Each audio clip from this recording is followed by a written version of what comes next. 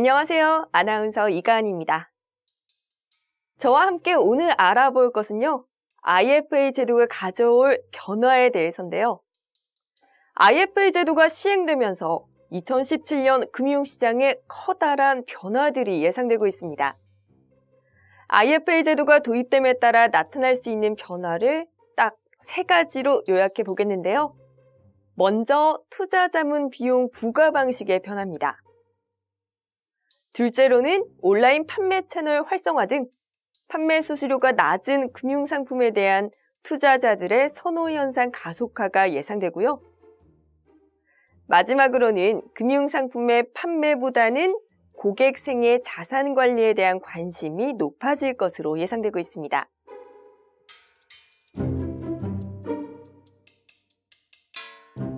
먼저 자문 비용 부과 방식의 변화입니다.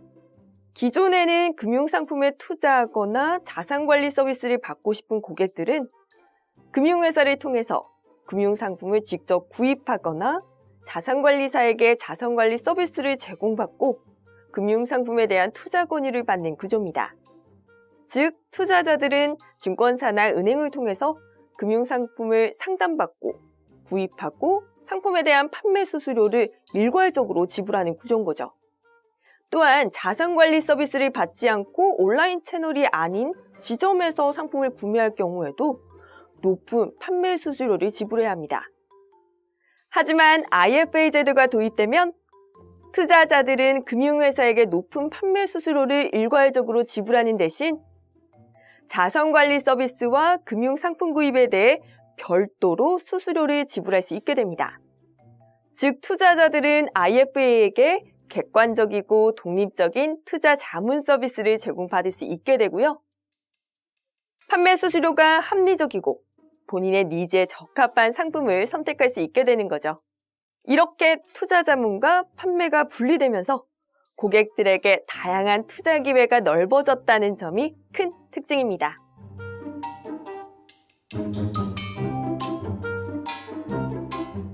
두 번째로 판매 수수료가 낮은 금융상품에 대한 선호 현상이 가속화될 것으로 보이는데요. 기존의 투자자들은 금융회사에게 자산관리 서비스가 포함된 판매 수수료를 지불하고 금융상품에 가입을 하는 구조입니다. 즉, 자산관리 서비스를 받지 않더라도 지점을 통해 펀드 등 금융상품을 구입할 경우 자산관리 서비스 수수료가 포함된 판매 수수료를 지불해서 불필요한 비용이 발생될 수 있는 여지가 있었던 거죠. 하지만 IFA가 시행될 경우 투자자는 자문 서비스를 제공하는 주체인 IFA에게 자문 수수료를 지불하게 됩니다.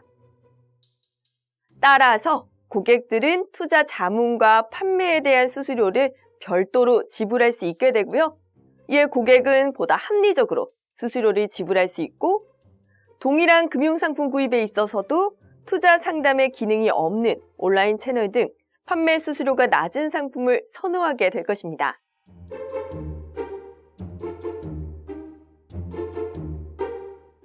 마지막으로 자산관리에 대한 패러다임의 변화입니다. 기존의 자산관리의 최종적인 목표는 상품 판매에 있습니다. 특히 투자자들은 자산관리 서비스를 받은 금융회사에서 판매하는 상품을 중심으로 고객의 포트폴리오를 제공받아야 했는데요. IFA 제도가 도입되면서 투자자들은 자산관리 서비스를 독립법인인 IFA를 통해서 제공받을 수 있게 됩니다. IFA는 특정 금융회사에 소속되어 있지 않기 때문에 판매회사 중심이 아닌 고객의 입장에서 객관적이고 독립적인 자문 서비스를 제공할 수 있는데요.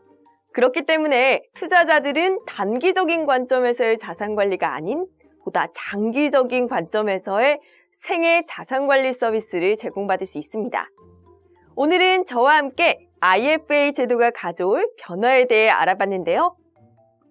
다음번엔 IFA 제도와 함께 빠르게 변화하는 금융시장 환경에 대해서 알아보도록 하겠습니다.